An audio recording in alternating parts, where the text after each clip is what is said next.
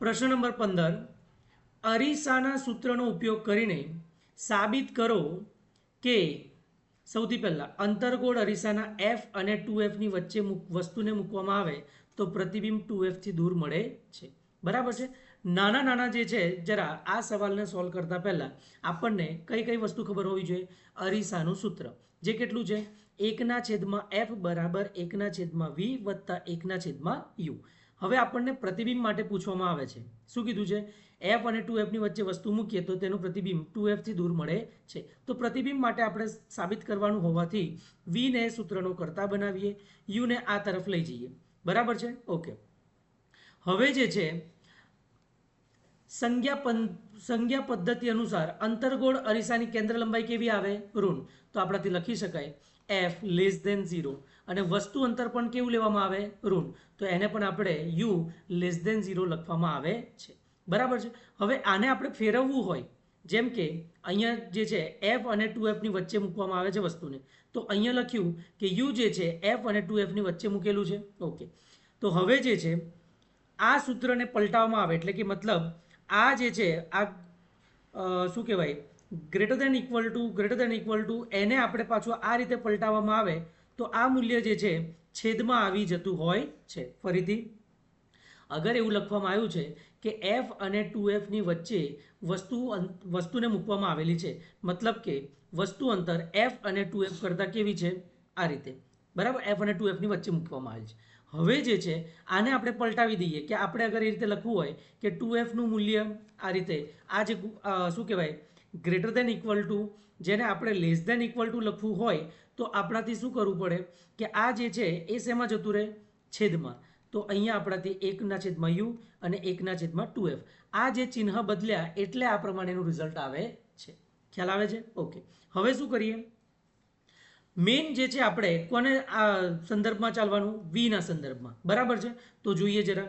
હવે સૌથી પહેલાં જે છે 1/f એને હટાવવો છે તો સમીકરણમાં -1/f ને ઉમેરી દેવાનું. તો બધામાં જે છે 1/f માઇનસ 1/f એટલે આ કેટલા થઈ ગયા? 0. 1/u માઇનસ 1/f આ તમારું યાદ હોય તો એ તમારું શું બની જશે? લેન્સનું સૂત્ર હમણાં થોડી વારમાં આવશે. પછી અહીંયા જે છે 1/2f માઇનસ 1/f. ઓકે. અહીંયા સુધી આવી ગયું. હવે જે છે અહીંયા શું આવે? 0. આ જે છે એ પ્રમાણે જ લખો અને અહીંયા સોલ્વ કરવામાં આવે તો આ 2f અને fનો એલસીએમ કેટલો આવે? 2f. ઉપર લાવવું હોય તો 1 જ અને ઉપર લાવવું હોય તો 2. તો 1માંથી 2 જાય તો -1. તો -1/2f. અહીંયા સુધી આવી ગયું. હવે જે છે આ માઇનસને હટાવવું હોય તો એના વડે ગુણાકાર કરી દેવાનો. તો આનો ગુણાકાર માઇનસ વડે કરીએ તો 1/u આ ઋણમાં ઋણ ધન થઈ જાય. બરાબર છે. પછી ઋણ અને ઋણ કેવા થઈ જાય? ધન. બરાબર છે. તો હવે આ ધનવાળું પહેલાં લખતા કે 1/f માઇનસ 1/u એ કોના કરતાં વધારે છે? 1/2f કરતાં. બરાબર છે. હવે 1/f માઇનસ 1/u આ જે છે આ તમને થોડું લેન્સના સૂત્ર જેવું દેખાય છે. હવે આ એફ અને યુ આપેલું છે તો ત્રીજું કયું આવશે? વી જ આવવાનું છે. અચ્છા. તો 1/v ગ્રેટર દેન 1/2f. હવે આને પાછું પલટાવી દઈએ તો આ નીચેવાળું ઉપર તરફ આવી જાય તો ચિહ્ન ગ્રેટર દેન હોય એ શું થઈ જાય? Less than. અને કોના કરતાં આવી જાય? 2f. દેખાય છે? હવે શું કરવામાં આવેલું છે? તો વીનું મૂલ્ય જે છે, વીનું મૂલ્ય એટલે કે પ્રતિબિંબવાળું એ 2f કરતાં કેવું હોય છે? ઓછું. કેવું હોય છે? ઓછું. અને સંજ્ઞા પ્રણાલી પ્રમાણે અગર આપણે અંતર્ગોળ અરીસાની વાત કરીએ તો અંતર્ગોળ અરીસા માટે એફનું મૂલ્ય અને વીનું મૂલ્ય એ પણ કેવું આવે છે? ઋણ.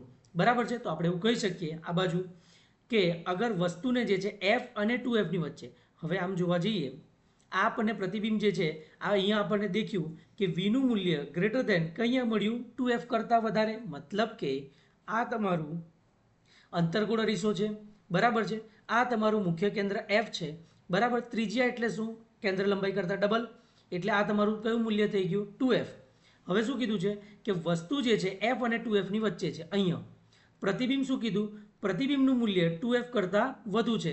મતલબ આ 2Fથી દૂર જ બન્યું પ્રતિબિંબ અને અરીસાની સામે છે એટલા માટે તમારું કેવું આવી ગયું? વાસ્તવિક અને ઉલટું. કેવું આવે?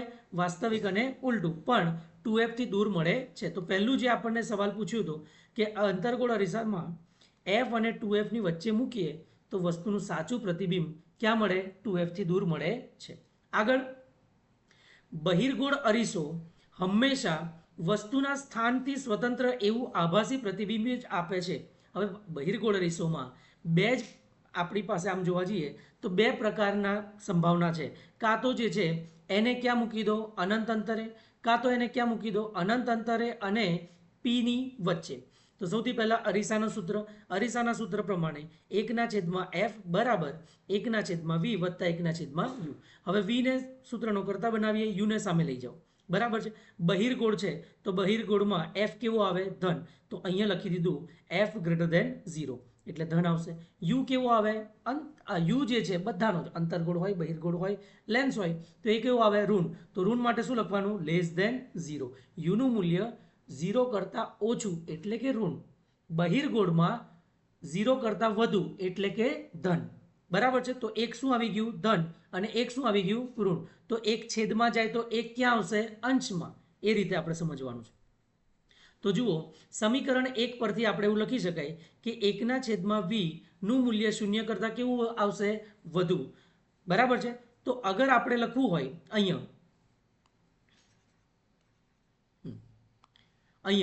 સમીકરણ 1 પરથી આપણેથી કહી શકાય કે 1/v અગર ધન આવતું હોય તો વીનું મૂલ્ય પણ કેવું થઈ જાય? ધન. ફરીથી અગર આપણે જે છે લેસ દેન અથવા તો ગ્રેટર દેન વાળું ચેન્જ કરીએ તો અંશમાં કે છેદમાં ફેરફાર આવે. આપણે જે છે લખ્યું હોય 1/v પછી ગ્રેટર દેન 0 આ રીતે લખ્યું છે. અચ્છા, તો બીજા કોઈ સાથે સરખાવવામાં આવે કે એફ અને યુ બરાબર છે ગ્રેટર દેન આ રીતે લખવામાં આવ્યું હોય, પછી એના ચિહ્ન બદલવામાં આવે તો 1/f ને આ રીતે લખવામાં આવે. અહીંયા તો આપણી પાસે એનું એ જ છે ને. તો 1/v ગ્રેટર દેન 0 છે તો વીનું મૂલ્ય પણ શું થાય? ધન. બરાબર છે. તો એટલે લખી શકાય કે વસ્તુ અંતરના કોઈ પણ મૂલ્ય માટે પ્રતિબિંબ કેવું આવે? અરીસાની પાછળ. હવે વીનું મૂલ્ય ધન હોય, વીનું મૂલ્ય ધન મતલબ કે અરીસાની પાછળ, અને ઋણ હોય તો અરીસાની સામે. પાછળ તરફ હોય તો પ્રતિબિંબ કેવું હોય? આભાસી રચાય છે, અને સામે તરફ હોય તો કેવું રચાય? વાસ્તવિક. બરાબર છે. ચાલો, ત્રીજો પ્રશ્ન શું કીધો છે? બહિર્ગોળ અરીસો માં મળતું આભાસી પ્રતિબિંબ હંમેશા કદમાં કેવું હોય? નાનું. અરીસાના ધ્રુવ તેમજ મુખ્ય કેન્દ્રની વચ્ચે જ હોય છે. હવે આ પેલા જેવું એફ અને પી ની વચ્ચે મૂકીએ તો આપણને પ્રતિબિંબ કેવું મળે છે? એ પ્રમાણે સૌથી પહેલા અરીસાનું સૂત્ર મૂકીશું. અરીસાનું સૂત્ર શું કહે છે? 1/f બરાબર 1/v વત્તા 1/u. હવે ફરીથી યુને સામે લઈ જાઓ. સંજ્ઞા પદ્ધતિ પ્રમાણે જવા જઈએ તો બહિર્ગોળ લેન્સનું મૂલ્ય કેન્દ્ર લંબાઈ કેવી આવે? ધન. એટલે ગ્રેટર દેન 0 લખ્યું છે. યુ કેવું આવે? ઋણ. તો એ કેવું લખ્યું છે? Less than 0. સમીકરણ પરથી આપણાથી લખાય કે 1/v નું મૂલ્ય વધુ છે કોના કરતાં? 1/f. આ રીતે. હવે પાછું આ જે ચિહ્ન બદલવું હોય શેમાં? આ રીતે. તો v અને f ક્યાં આવી જાય? અંશમાં. તો અહીંયા લખ્યું છે v અને f. તો f નું મૂલ્ય કેવું થઈ ગયું? વધી ગયું. વધી ગયું. અચ્છા, આમ જોવા જઈએ તો f નું મૂલ્ય v કરતાં કેવું થઈ ગયું? વધી ગયું. બરાબર છે. તો આમ બહિર્ગોળ અરીસા માટે પ્રતિબિંબ એટલે કે આ v લેસ દેન f એટલે શું? ધ્રુવ અને મુખ્ય કેન્દ્રની વચ્ચે જ મળવું જોઈએ. વીની વાત થઈ રહી છે જેનું મૂલ્ય એટલે કે પ્રતિબિંબ અંતર f કરતાં ઓછું. f એટલે ક્યાં? આ અરીસો છે તમારો. બરાબર છે. તો અહીંયા તમારું કેન્દ્ર લંબાઈ મુખ્ય કેન્દ્ર હોય તો આના કરતાં કેવું હોય? ઓછું. અને અનંત અંતરેથી બી આવતું હોય તો એ કેવું મળે આપણને? બિંદુવત અથવા નાનું. બરાબર છે. તો આપણે કહી શકીએ કે આ જે છે પ્રતિબિંબ કેવું હોય? ધ્રુવ અને મુખ્ય કેન્દ્રની વચ્ચે મળે છે. હવે વસ્તુનું જે પ્રતિબિંબ છે એ નાનું મળે એના માટે લખેલું છે કે અરીસા માટે મોટવણી શું આવે? -v/u. અરીસાનું સૂત્ર લખીએ તો 1/v વત્તા 1/u બરાબર 1/f. બરાબર છે. તો v માટે લખીએ u સામે જતું રહે તો 1/f માઇનસ 1/u. હવે આ બંનેનો લસા f ઇન્ટુ યુ આવે. યુને સામે લઈ જાઓ, f ને આ રીતે લઈ જાઓ. બરાબર છે. યુને આ તરફ લઈ આવો.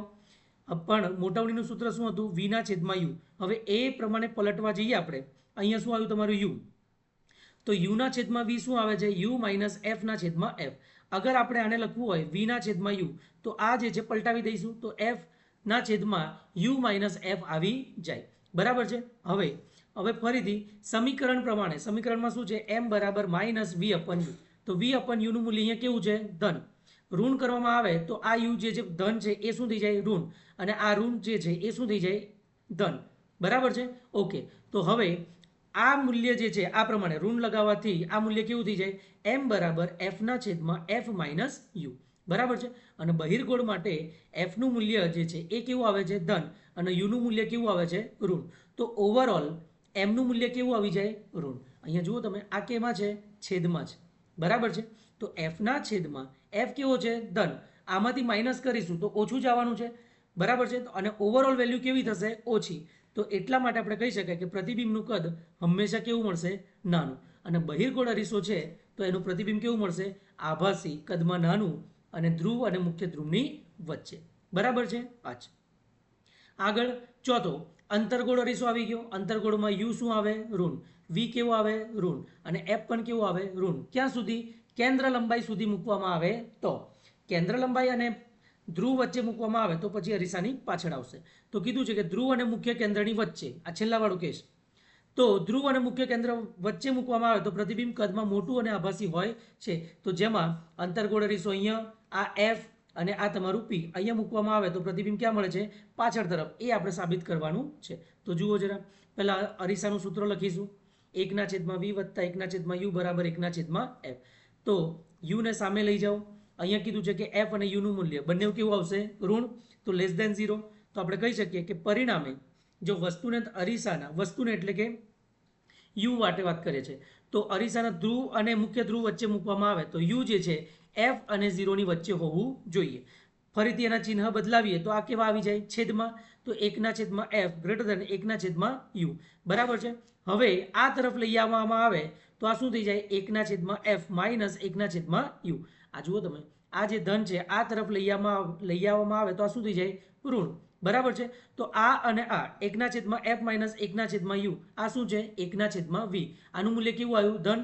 તો આને પલટાવી દઈએ તો વીનું મૂલ્ય પણ કેવું આવશે, ધન. તો આપણે કહી શકાય કે અંતર્ગોળમાં વીનું મૂલ્ય ધન આવવાનો મતલબ એવો થયો કે પ્રતિબિંબ અરીસાની પાછળ રચાય છે. અને પાછળ એટલે કેવું મળે, આભાસી. મોટવણી પ્રમાણે જઈએ તો એમ બરાબર માઇનસ વીના છેદમાં યુ. તો ઉપર આપણે સાબિત કર્યું એ પ્રમાણે એફના છેદમાં એફ માઇનસ યુ એટલે ઓવરઓલ વેલ્યુ જે છે એ આપણને કેવી મળે છે, અહીંયા જુઓ, સંજ્ઞા પ્રણાલી પ્રમાણે એફ કેવું આવ્યું, ઋણ, અને યુ પણ કેવું આવ્યું, ઋણ.